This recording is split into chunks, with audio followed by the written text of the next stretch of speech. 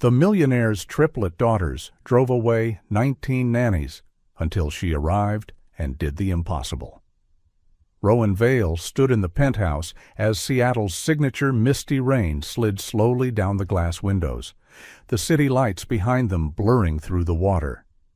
He had just watched the 19th caregiver walk out, a professionally trained specialist once recommended by a prestigious preschool, now fleeing with panic in her eyes, the wheels of her suitcase screeching sharply across the marble floor. The apartment fell silent again, except for shrill bursts of laughter echoing from the living room.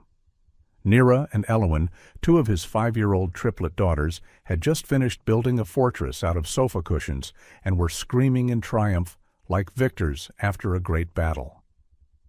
Sarah, the third triplet, sat deep inside the fortress, clutching a pillow and quietly watching the hallway as if to make sure there was still an adult there. Rowan loosened his tie and sighed. His wife, Celeste, a beloved art teacher, had died suddenly from a brain aneurysm just 1 year earlier, leaving behind a void Rowan still could not fill. Since then, he had tried everything: therapy, discipline, strict routines. But nothing worked. Every nanny he hired was driven away, defeated or exhausted by the 3 grieving little girls, children who had learned to test everyone and no longer trusted anyone. His phone vibrated with a message from his assistant. Aria Bloom will arrive in 15 minutes. The final interview. Rowan looked out over the fog-covered city of Seattle, his jaw tightening. Aria Bloom arrived exactly on time. Not early, not rushed. No clicking high heels, no sharply tailored suit. She wore simple jeans, an olive green cardigan, her chestnut brown hair loosely tied back, a few soft strands falling around her face. Rowan stepped out when he heard the doorbell.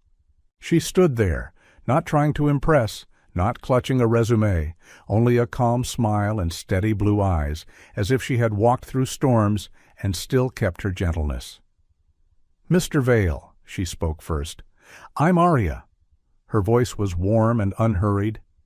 When they shook hands, Rowan was surprised by how real the contact felt.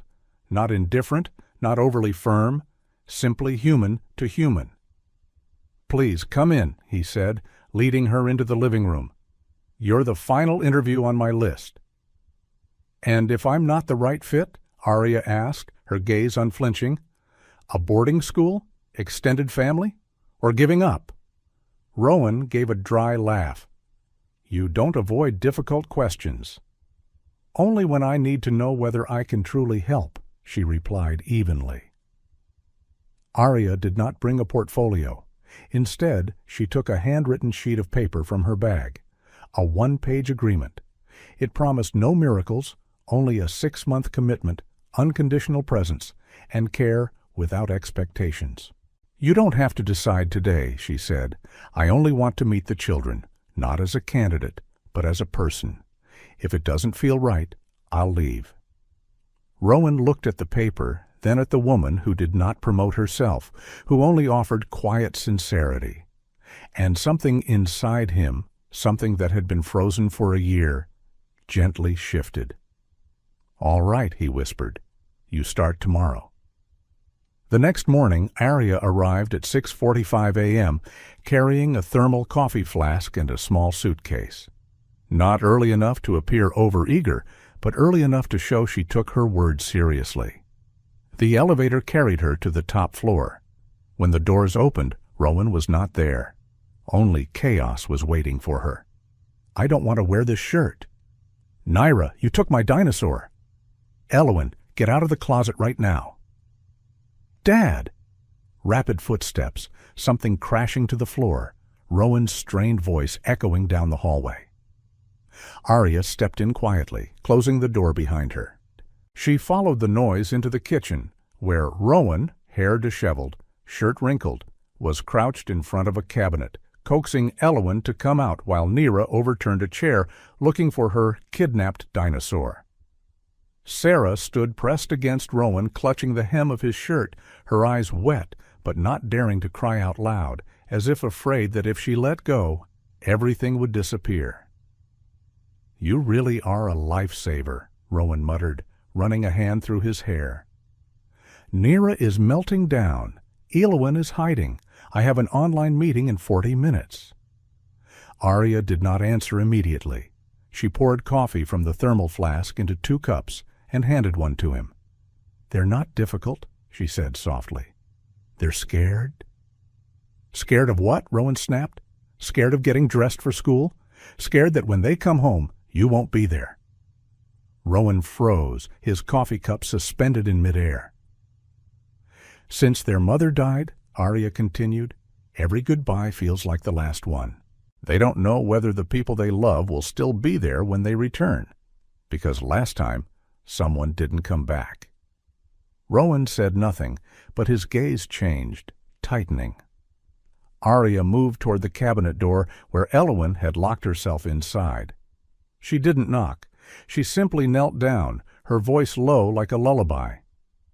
"Hello, it's Arya here. I brought a friend with me. He gets stomach aches when he feels worried, too. His name is Moss.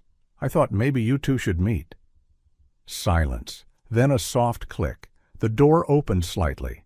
Brown eyes peered out, stopping on the floppy-eared stuffed dog in Arya's hand.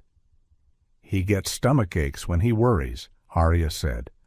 "Do you think you could help him feel better?" Eowyn gave a small nod. Arya remained seated, not moving any closer. Hearing her, Nira stopped her tantrum and quietly stepped closer. Sarah also took another step forward, still gripping Rowan's shirt, but with less panic in her eyes. "I'll go to school if Moss goes too," Eowyn whispered. "And if Arya is still here when we come back," Nira added firmly.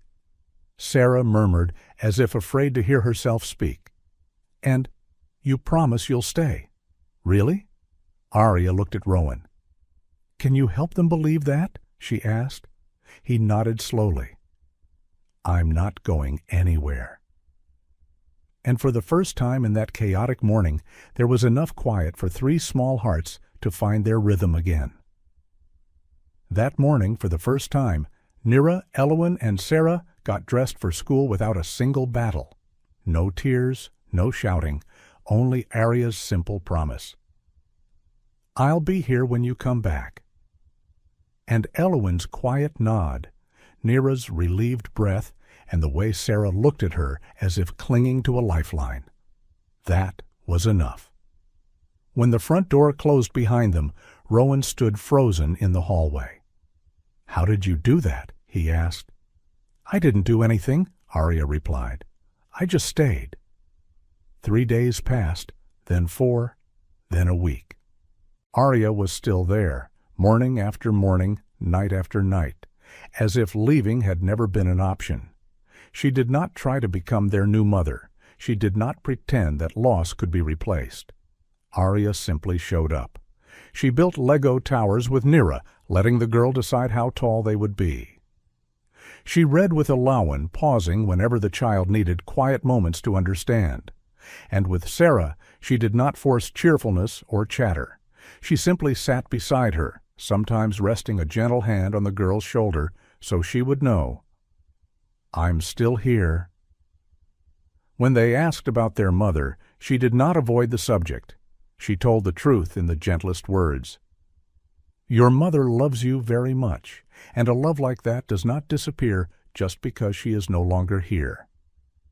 On a rainy Saturday afternoon, Rowan returned from the store and heard laughter drifting from the kitchen. Arya was baking, flour dusting her sleeves, her hair loose, the warm scent of butter filling the air. Nira was sifting flour beside her. Eowyn was shaping dough into crescent moons. Sarah stood nearby, carefully counting each cookie, whispering as if reassuring herself that these small things might stay longer than the rain. "She says crescent moons leave room for something new," Eowyn explained, her voice small but certain. Rowan paused in the doorway, staring at a scene he had thought he would never see again.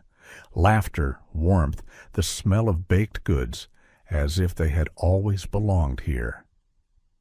Arya did not build trust through grand gestures or persuasion. She did not try to win Nira and Alawan over with flashy games or fairy tale promises. She began with the simplest thing, staying. She sat beside their sofa-cushioned fortress on the living room floor. She did not intrude, did not impose new rules. She only asked softly, "What was the hero's name in yesterday's story?" Elwyn looked at her, then replied quietly, "Finn." Arya nodded. "Do you think Finn made it in time to save the bear?" Sarah glanced at her, then very gently pulled her pillow a little closer, as if she, too, wanted to step into that story. And so the afternoon drifted into their world. Arya did not lead.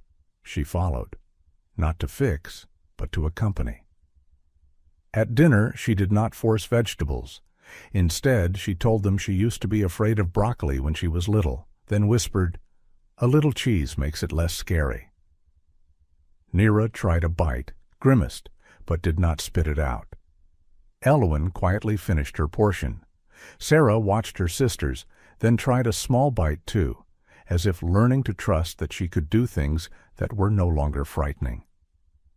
That night, when Rowan watched his daughters eat without pleading, he turned to Arya.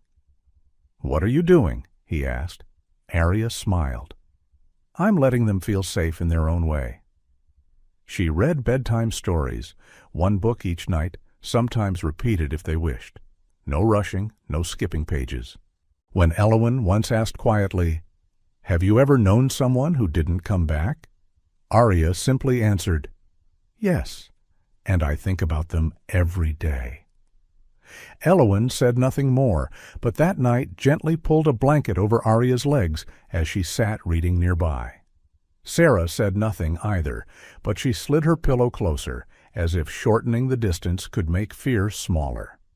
Nira tested her in other ways, forgetting her lunchbox, accidentally spilling milk. Arya did not scold. She handed her a cloth, wiped together, and said, "Accidents happen. We handle them together." Little by little, Nira's outbursts softened. Elwyn's silence grew lighter. Sarah stopped flinching at the sound of doors and stopped watching the clock as if counting down to another disappearance. A week later, while getting ready for school, Nira blurted out, "Arya, I dreamed you made shark-shaped pancakes." "Sharks?" Arya raised an eyebrow. "Ambitious, but I can try. Sunday?" "Sunday?" Nira asked, hopeful and uneasy at the same time. "Sunday," Arya nodded, "unless you change your mind." Elwyn chimed in, "She won't change her mind." Sarah whispered, as if afraid to break something fragile, "And you won't change either, right?" Arya looked at her, then nodded very slowly. "Right. No grand promises, no tears, only a quiet invitation. Please stay." A week later, on a cold, rainy Thursday night in Seattle, Rowan had just finished a late video call when he heard hurried knocking on his office door. It was Nira. Her face was flushed, beads of sweat on her skin. "Elwyn is burning up." Rowan rushed after Nira into the bedroom.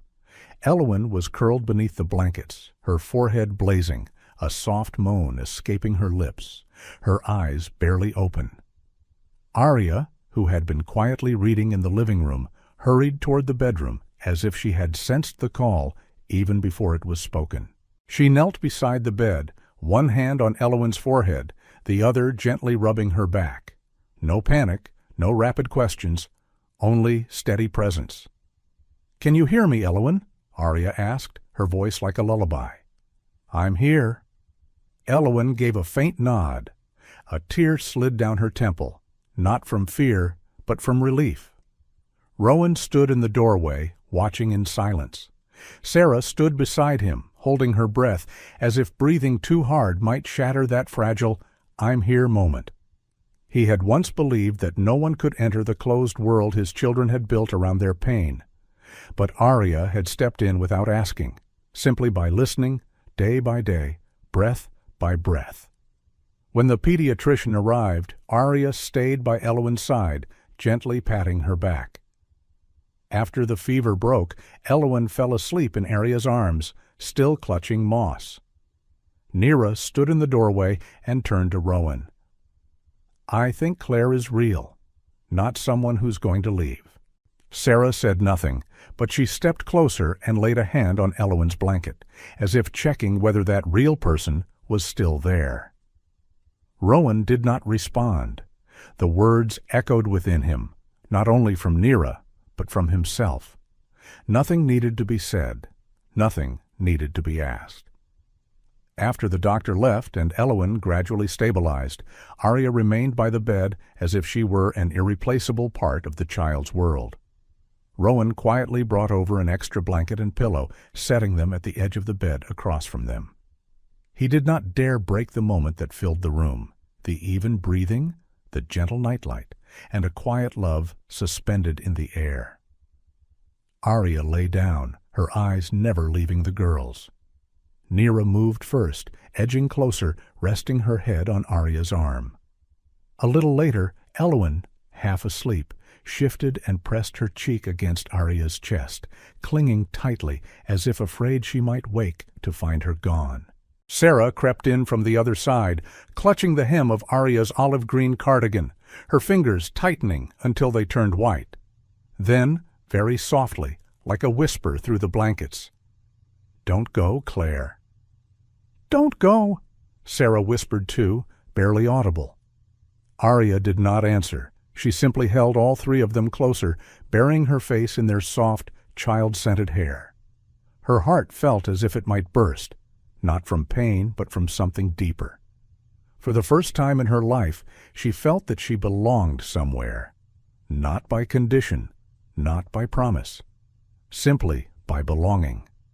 Standing in the doorway, Rowan watched silently, as if witnessing a painting he had never imagined he would see. In that moment, he understood that Arya had not only entered this house, she had entered their hearts without knocking.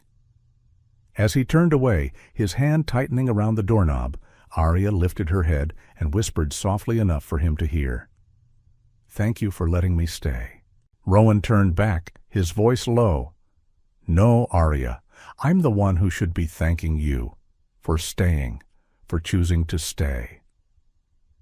After the night of Elwyn's fever, no words were spoken between Rowan and Arya, yet everything had changed.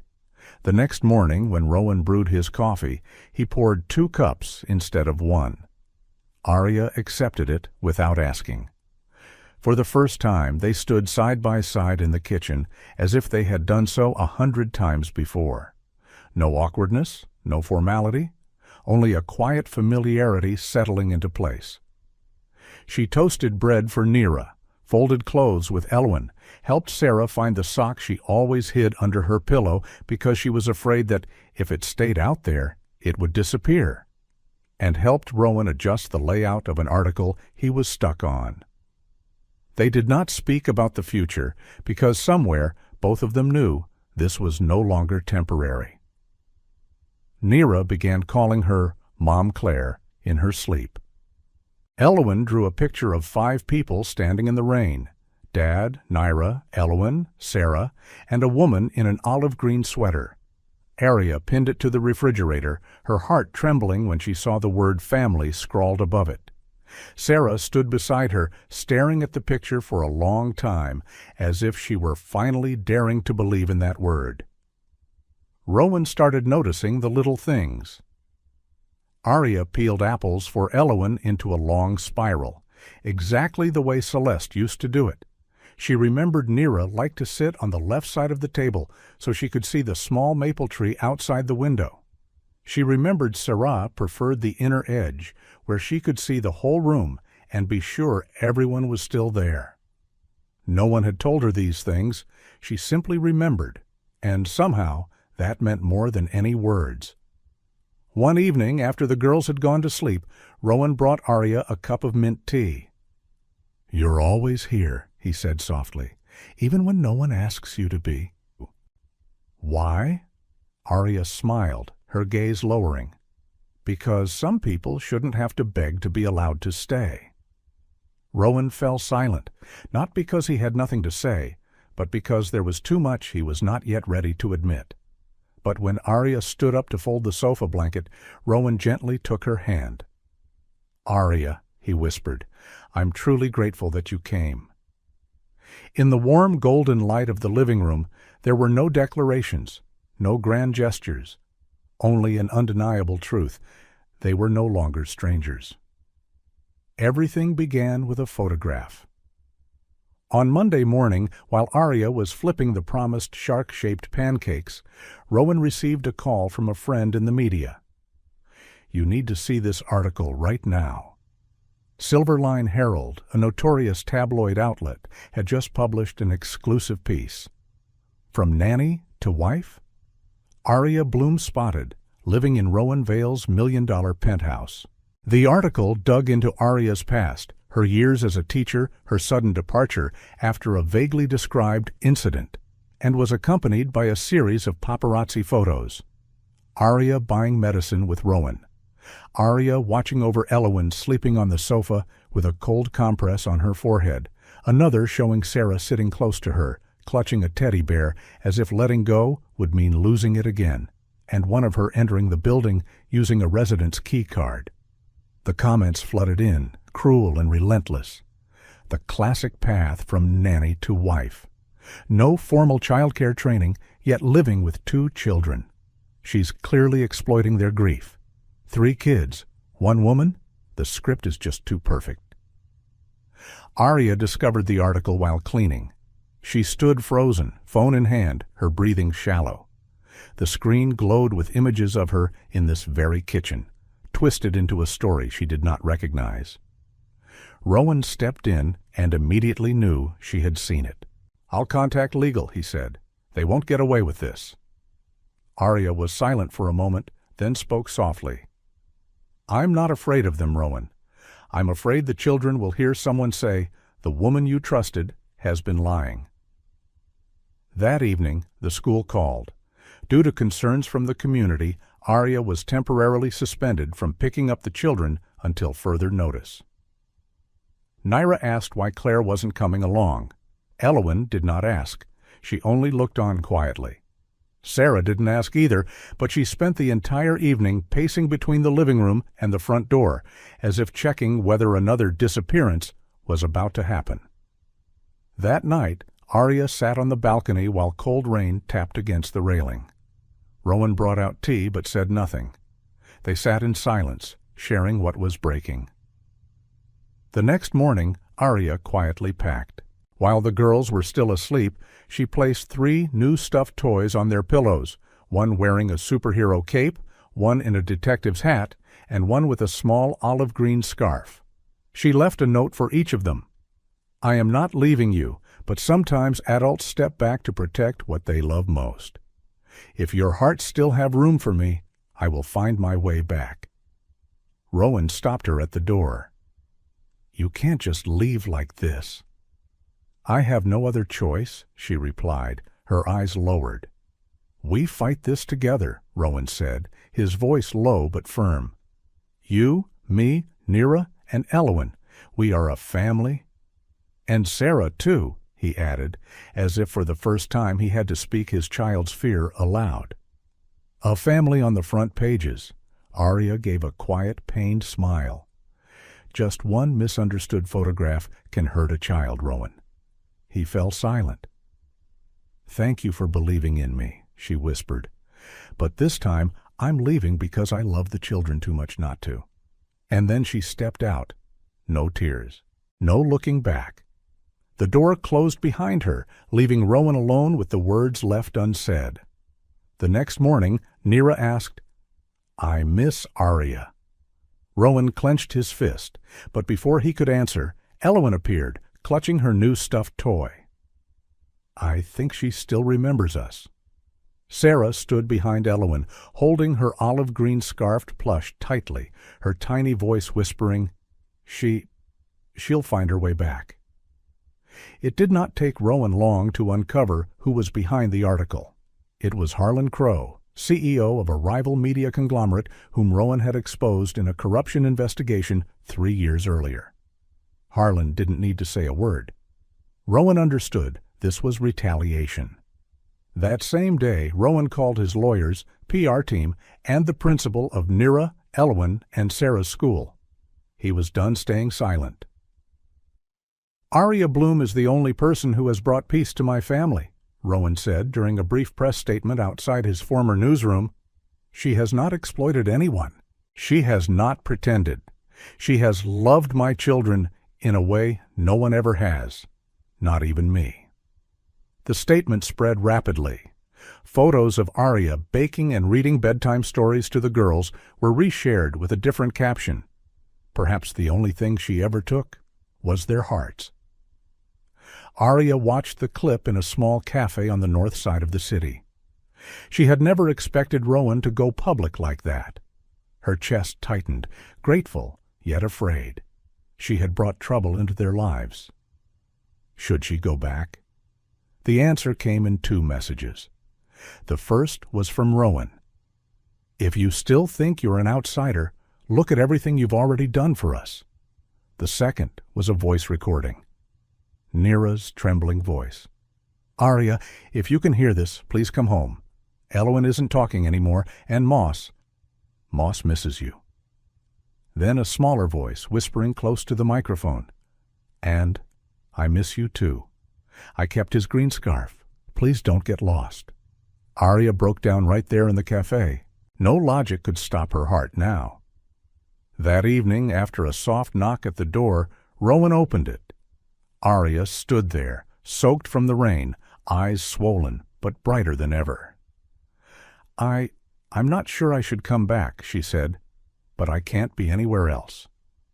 Rowan said nothing. He simply opened the door wider. Elwyn ran out first, clinging to her legs.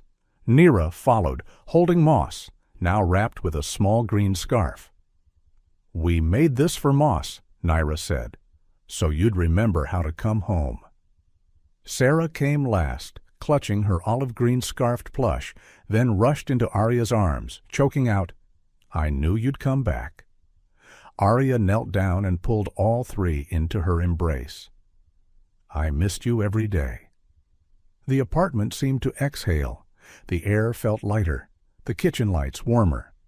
Rowan stepped closer and stood beside her, saying nothing more. That night, after Nira, Elwyn, and Sarah had fallen asleep, Aria sat in the living room, holding Moss, quietly gazing around the familiar space. Rowan poured tea and sat beside her. "You can stay as long as you want," he said. "No contracts, no need to prove anything." Aria nodded softly, her voice trembling. "I don't need anything. I just need to be here."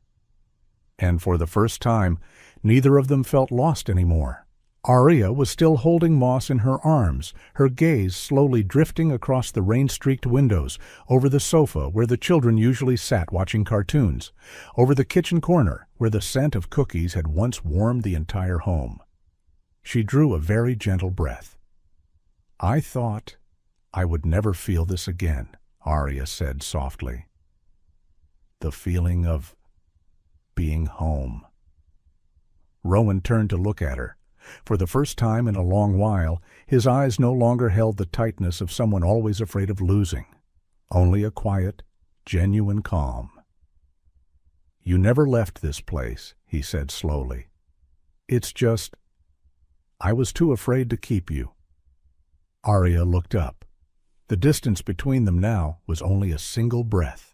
Rowan lifted his hand, hesitating for half a second, as if afraid to shatter the fragile moment, then gently touched her cheek. His hand was warm, very real, unhurried. Aria did not step back. She tilted her head slightly, resting her forehead against his. Their breathing blended into a silence so deep the rain on the balcony could be heard. Then Rowan leaned down. The kiss was not rushed, not intense, just a very gentle touch, like a whispered promise. "I am here. You don't have to go anymore." Aria trembled softly, her hands lightly gripping the hem of his shirt, returning the kiss as a quiet consent. 2 months later, no one called Aria the nanny anymore. not because she had stopped doing what she always did, but because that title no longer fit the woman she had become. She was the one who took the girls to school every day, the one Elwyn showed her first loose baby tooth to, the one Sarah suddenly ran into the kitchen for one day, holding up a messy drawing and blurting out quickly, as if afraid of being too late, "I drew you here." The good news came on a quiet morning in a hospital room filled with soft white light. Rowan sat beside Arya, hand in hand, breathing tightly. She lay there, eyes fixed on the ultrasound screen where a tiny heartbeat tapped steadily, like gentle knocks on a sacred door. "It's a girl," the doctor smiled. "The heartbeat is very strong. All indicators look good." Rowan let out a breath, not in shock, but as if the whole world had been holding it with him. Arya turned to look at him. His face was not as radiant as she had imagined, but calm, deeply moved, and carrying something far more profound. That evening, as Arya read bedtime stories to Nira, Elwyn, and Sarah, the three girls climbed onto her bed, a habit since they learned about their little sister. Nira laid her head on Arya's belly and whispered, "Can you hear me, little sister? Do you like the baby bunny story?" Elwyn said nothing. She placed her small hand on Arya's belly. After a moment, she smiled. "I think she already knows who I am." Sarah placed her other hand on Arya's belly very gently, then whispered like a prayer, "Don't be afraid. Here, no one is leaving any more." Arya smiled and stroked Elwyn's hair. Then Nira said very softly, as if afraid of breaking something fragile, "Mom." Arya froze. Her heart was pierced by something warm, not burning, but gentle, overflowing. Elwyn followed softly. "Good night, Mom." Sarah whispered too, barely audible. "Good night, Mom." No one taught them to say it. No one rehearsed it. It came as naturally as love. And Arya understood. She did not need adoption papers. She was already their mother in the purest way. In the days that followed, Rowan grew quieter than usual. He watched Arya like someone carrying a beautiful secret. He took notes, checked schedules, whispered with Nira, Elwyn, and Sarah in the kitchen. Arya began to suspect something was happening, but she never imagined it was a proposal plan designed by one father and three little princesses. Nira drew the campaign plan. She called it Operation Ask Mom to Stay Forever. Elwyn was in charge of heart-shaped cookies. Sarah was in charge of the card. She carefully traced the letters darker, then added small stars around them, as if trying to keep a promise on paper. A week later, Arya returned from a prenatal appointment, her belly showing beneath her thin sweater. The apartment was dark, unusually quiet. She thought Rowan and the girls were asleep. But when she turned on the kitchen lights, the room lit up with warm golden string lights. On the dining table was a card, the handwriting messy but determined. "Mom, will you stay forever?" Arya covered her mouth. She turned and saw Elwyn holding moss. Nira was holding a small ring box, her face trembling but proud. Sarah stood beside her, gripping the hem of her shirt, eyes red but fighting back tears as if crying would make the promise slip away. And Rowan was down on one knee, his eyes sincere and gentle. "You have done what no one in my life has ever done," he said. "You healed wounds I was too afraid to face. You didn't replace anyone. You were simply yourself. And that was enough. I don't need eternal promises," he continued, "but if you'll allow it, let us be each other's family forever." Arya burst into tears, nodding so fast she could not speak. "I've been yours and the girls for a long time, but hearing this still feels like a dream."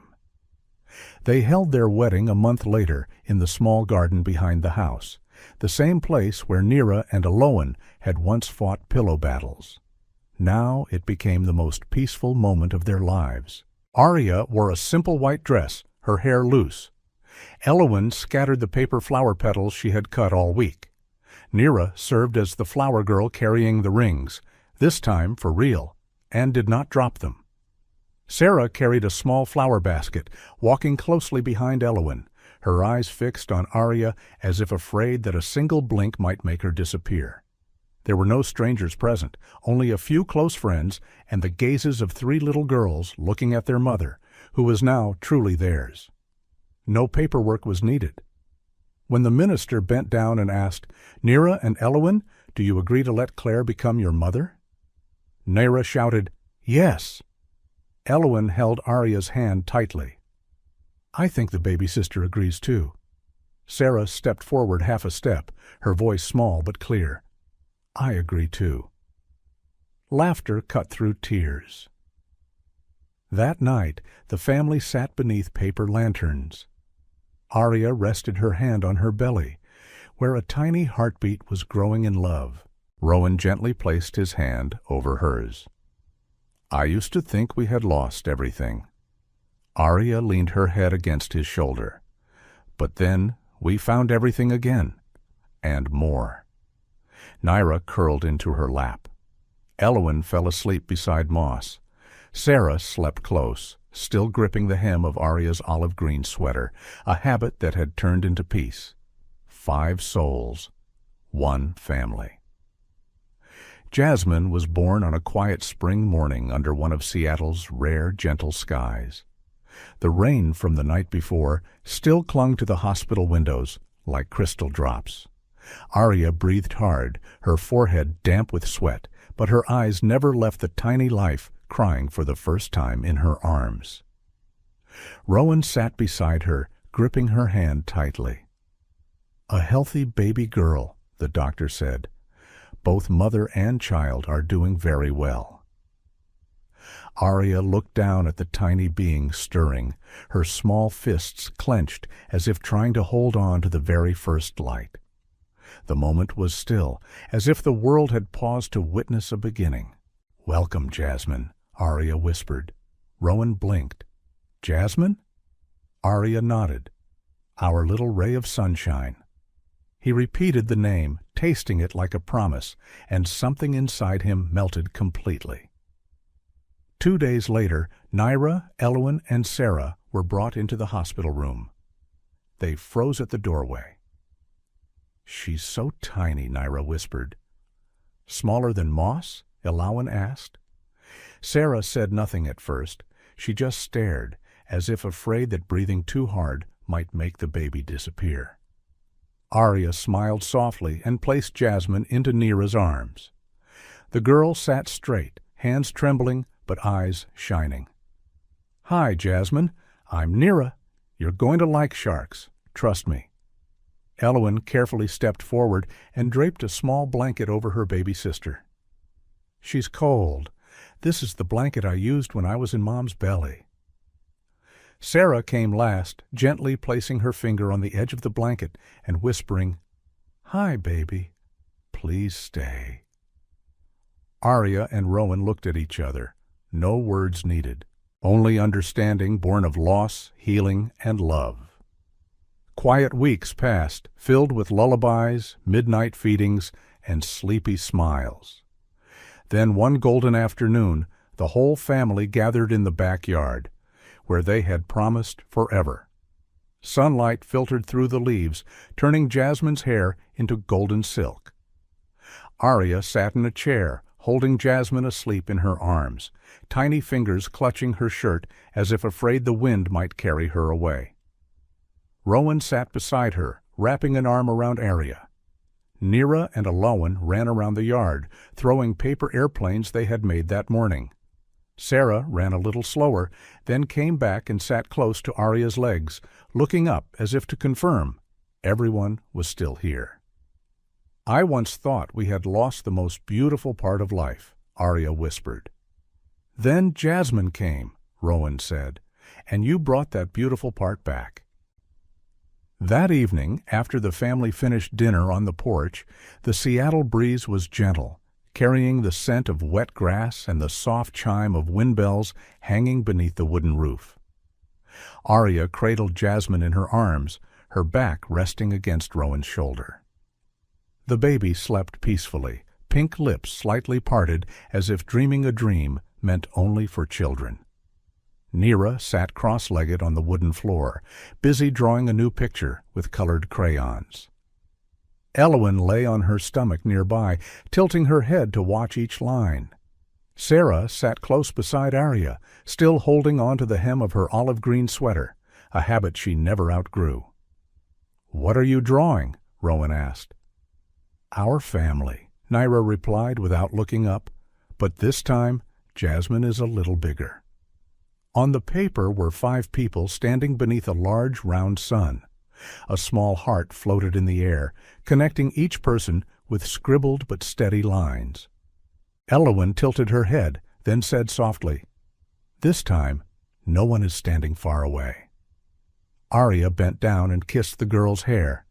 Sarah suddenly whispered, her voice small but clear, "Here, no one has to be afraid anymore." Rowan heard it, his heart tightening, not with pain, but with deep gratitude. He looked around the house that had once echoed with too many cries, too many fears, and now held only even breathing, quiet laughter, and a gentle sense of safety spreading into every corner.